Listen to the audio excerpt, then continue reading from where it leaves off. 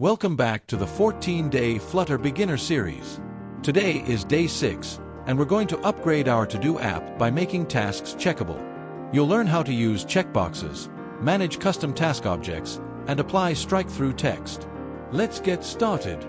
Now that we know what to improve, let's move on to part 2 and create a custom To-Do item class to store more information per task. Let's start by creating a To-Do item class. Each item will have a title and an isDone boolean to track whether it's completed or not. Now, update the to-do list from a list of strings to a list of to-do item objects.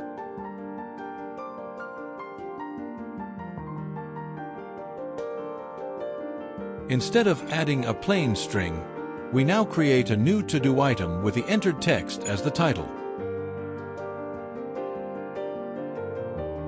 We start by extracting the current to-do item using the index.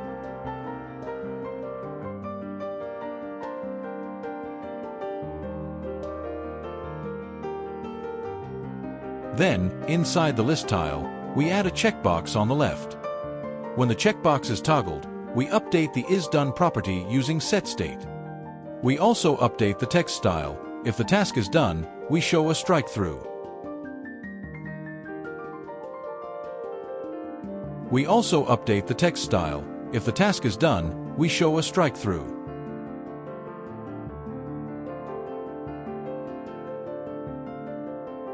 Awesome job today! You've just learned how to make your to-do list interactive with checkboxes, and how to visually mark tasks as complete with a strike-through effect.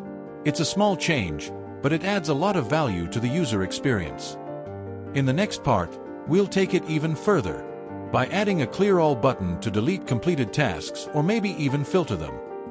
If you're enjoying the series, don't forget to like, thumbs up, subscribe bell.